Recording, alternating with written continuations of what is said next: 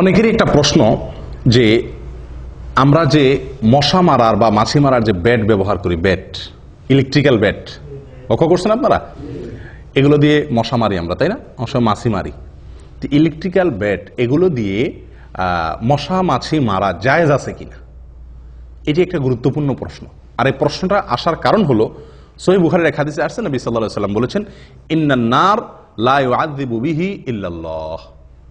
আগুন এটা এমন একটা সৃষ্টি আল্লাহর, যে এটা দিয়ে আল্লাহ ছাড়া আর কেউ শাস্তি দেওয়ার অধিকার নাই। কেউ কাউকে আগুন দিয়ে শাস্তি দেওয়ার অধিকার নাই। যত বড় অপরাধী হোক, আগুনে পুড়ে হত্যা করার সুযোগ বা অনুমতি ইসলামে কারোর জন্য নাই, কাউকে না। এটা তো আমরা মনে করি হয়তো মানুষের ব্যাপারে, না, সাধারণ জীবজন্তুর ব্যাপারেও একই নির্দেশ। কারণ সুনানে আবু দাউদের আরেক হাদিসে আসছে নবী সাল্লাল্লাহু আলাইহি ওয়াসাল্লাম থেকে, যে সাহাবীদের কেউ কেউ একবার পিপিলিকার কোনো গর্ত বা পিপিলিকার কোনো এলাকা তাদের দল সহকারে আগুনে পুড়ে শেষ করে ফেলছে, আগুনে পুড়ে তাদেরকে মারছে। নবী সাল্লাল্লাহু আলাইহি ওয়াসাল্লাম দেখে নিষেধ করেছেন এবং বলেছেন, ইন্নাহু লা ইয়ামবাগি আন ইউআযযাবা বিন-নার ইল্লা অথবা ইউআযযাবা বিন-নার ইল্লা রাব্বুন নার। আগুন দিয়ে, আগুনের মালিক আল্লাহ ছাড়া আর কেউ শাস্তি দেওয়ার অনুমতি নাই। তাহলে পিঁপড়া নবী সাল্লাল্লাহু আলাইহি ওয়াসাল্লাম আগুন দিয়ে পুড়তে কি করছেন? নিষেধ করছেন। তাহলে আমরা যে ইলেকট্রিক্যাল ব্যাট দিয়ে কি করি, মশা মারি, মাছি মারি, তাহলে এটার অনুমতি আছে কি না? আমি কি বুঝাতে পারছি? প্রশ্নটা বুঝাতে পারছি? উত্তর হলো যাবে। ইলেকট্রিক্যাল ব্যাট দিয়ে মশা মাছি মারা যাবে। কেন মারা যাবে? এটা তো আগুন দিয়ে পুড়ে মারা হয়ে যায় না। এটা মারা যাবে তার তিনটি কারণ। প্রথম কারণ হলো, আমরা যেই ইলেকট্রিক্যাল ব্যাট দিয়ে মশা বা মাছি মারি, এটা মূলত পুড়িয়ে মারা হয় না। এটা মূলত কি করা হয় না? শক করা হয়। আর এই শক করলে প্রথমে পোড়া যায় না। প্রথমে কি হয়? তার প্রাণটা সঞ্চার হয়। পরবর্তীতে কি হয়? ওইটা যত টিপবেন তত ফুটতে থাকবে। ওইটা পোড়ার জিনিস না। যে কোনো জিনিস দিলেই সেখানে কি হবে না? পুড়বে না। আপনি একটা কাগজের টুকরা দেন, এরপরে সুইচ টিপেন, পুড়বে? পুড়বে না। তো এটা মূলত প্রথমে শক করে হত্যা করে। কথা বুঝে আসছে? যার কারণে এটার হত্যাটা কি হয় না, সরাসরি আগুন দিয়ে হত্যা করা হয় না। এটা একটা বিষয়। আরেকটা হলো, হাদিসে আসছে, নিষেধ আসছে হলো কাউকে বা কোনো ব্যক্তি, কোনো বস্তু, কোনো পশু পাখি, কোনো জীবজন্তুকে শাস্তি দেওয়া নিষেধ আগুন দিয়ে। আপনি যে ইলেকট্রিক্যাল ব্যাট ব্যবহার করে মারছেন, এটা শাস্তির জন্য মারছেন না। এটা কেন মারছেন? আপনার নিজের ক্ষতি, তার ক্ষতি থেকে বাঁচার জন্য। এটা শাস্তি না। শাস্তি এক জিনিস, আর ক্ষতি থেকে বাঁচার জন্য, আত্মরক্ষার জন্য মারা আরেক জিনিস। কথা বুঝতে পারছি?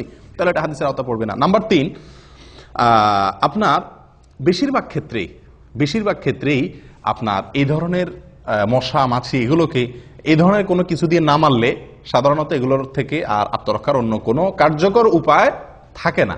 তো একরকম অনন্য উপায়ও আমরা বাধ্য। বুঝে আসছে কথা? যার কারণে ওলামা ইকরাম এটাকে অনুমতি দিয়েছেন। শেখ ইবনুল উসাইমিন রাহিমাহুল্লাহ এটাকে জায়েজ বলেছেন, সালেহ আল মুনাজ্জিদ হাফিজাহুল্লাহ জায়েজ বলেছেন, অনেক ওলামা ইকরাম এটাকে জায়েজ বলেছেন এই সমস্ত কারণের ভিত্তিতে। প্রথম কারণ হলো এটি সরাসরি কি হচ্ছে না, আগুন দিয়ে পুড়ে মারা হচ্ছে না। দ্বিতীয় হলো আল্লাহ তাআলা নিষেধ করেছেন তাদেরকে শাস্তি দেওয়ার জন্য। শাস্তি দেওয়া ভিন্ন জিনিস, আর তার থেকে আত্মরক্ষা আরেক জিনিস। আর তৃতীয় কথা হলো, এটা এক ধরনের নিরুপায়ও বটে আমরা।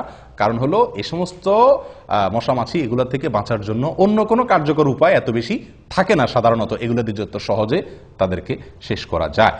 শরীয়ত আমাদের সুবিধার জন্য মানুষের ক্ষতি থেকে বাঁচার অধিকার মানুষকে দিয়েছে।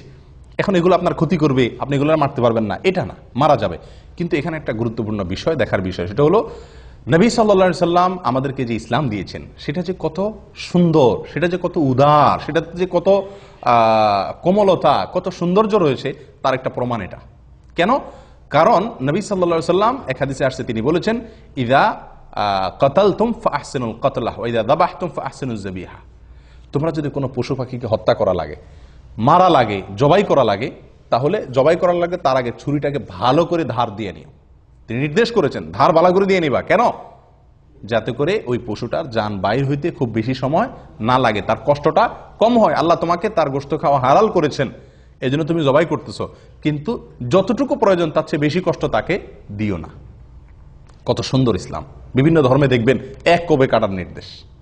হ্যাঁ, এক কোবে কাটে, তারপরে ঝুলাইয়া কাটে, পিটায়া পিটায়া কোবায়া কোবায়া মারে, অনেকভাবে হত্যা করার কালচার আমরা দেখি। জীবন্ত মাছ, জীবন্ত পশু দেখি আগুনে পোড়াচ্ছে, পোড়ায় তারপরে খাচ্ছে, মজা করছে। কিন্তু ইসলাম আমাদেরকে নির্দেশ করেছে পশু, মানুষ তো পরের কথা, পশু, জীব জন্তু এগুলোকেও পর্যন্ত হত্যা করার প্রয়োজন হলেও, মারার প্রয়োজন হলেও, জবাই করার প্রয়োজন হলেও যেন সর্বোচ্চ দয়া তার প্রতি দেখানো যায়। এই যে পিঁপড়া, আগুন দিয়ে পুড়ে মারা নিষেধ করেছে ইসলাম। বর্বরতা, বর্বরতা, এর বর্বরতা ইসলামে নাই। যতটুকু সম্ভব তোমার মারতে হবে, ঠিক আছে, তুমি তার ক্ষতি থেকে বাঁচার জন্য মারার অধিকার আছে, কিন্তু যত দ্রুত, যত কম কষ্ট দিয়ে মারা সম্ভব হয়, বিনা প্রয়োজনে তাকে কষ্ট দিবা না। এখান থেকে ইসলামের একটা বিরাট সৌন্দর্য বোঝা যায় এবং প্রমাণিত হয়। যাই হোক, তাহলে খোলাসা কথা হলো, ইলেকট্রিক্যাল ব্যাট দিয়ে মশা মাছি যদি আমরা মারি সেটা গুনাহ হবে না ইনশাআল্লাহ, এবং সেটা এই হাদিসের আওতায় পড়বে না। আল্লাহ তাআলা বোঝার তৌফিক দান করে।